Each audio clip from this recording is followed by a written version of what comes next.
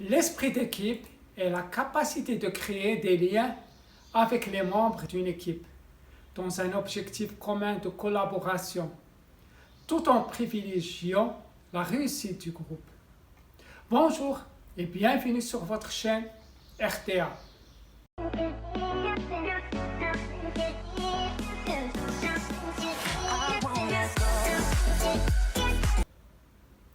Si tu as à décrire une situation où tu as dû travailler en équipe et tu veux expliquer ton rôle et ta perception des résultats du projet, ou si tu as déjà eu de la difficulté à communiquer avec des personnes avec qui tu travailles et tu veux expliquer la façon dont tu t'es comporté, alors parle de ton histoire d'esprit d'équipe.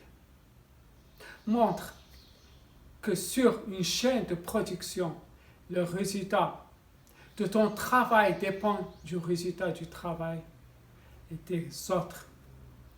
Dans ce cas, l'esprit d'équipe contribue au climat social de l'entreprise, à l'ambiance de travail, à la performance globale de l'entreprise.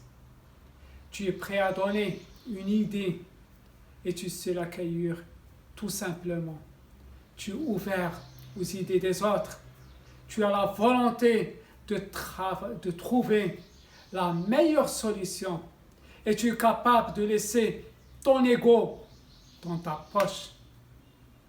Tu participes assez régulièrement à des projets d'équipe. Tu n'es pas toujours d'accord avec les opinions des autres, mais tu finis par te soumettre à la volonté du groupe. Si on te demande de l'aide, tu offres tes services.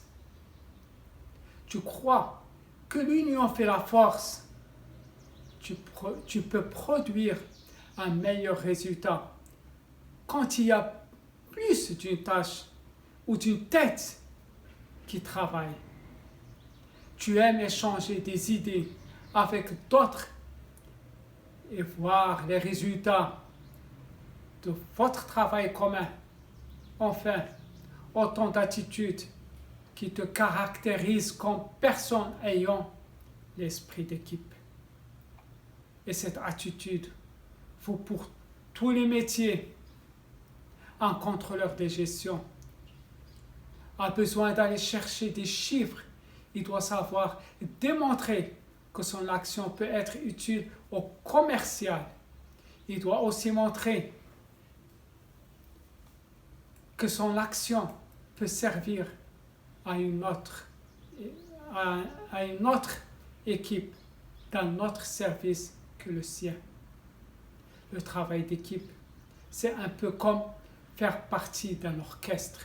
Il faut que chacun connaisse sa place et joue sa partition. Au-delà de la bonne marche de l'entreprise, l'esprit d'équipe améliore son climat. Les entreprises recrutent des personnes sur lesquelles elles peuvent compter, qui savent mettre de l'huile dans les rouages. Et c'est ton cas, qui est le même cas que ce responsable comptable.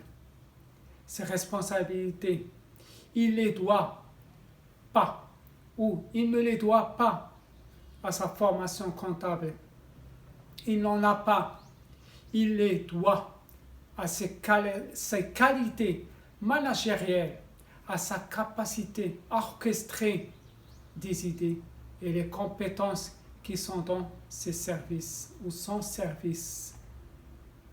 Ainsi prend fin cette présentation pour aujourd'hui. Je vous remercie bien sûr de m'avoir suivi. Merveilleuse journée positive à vous.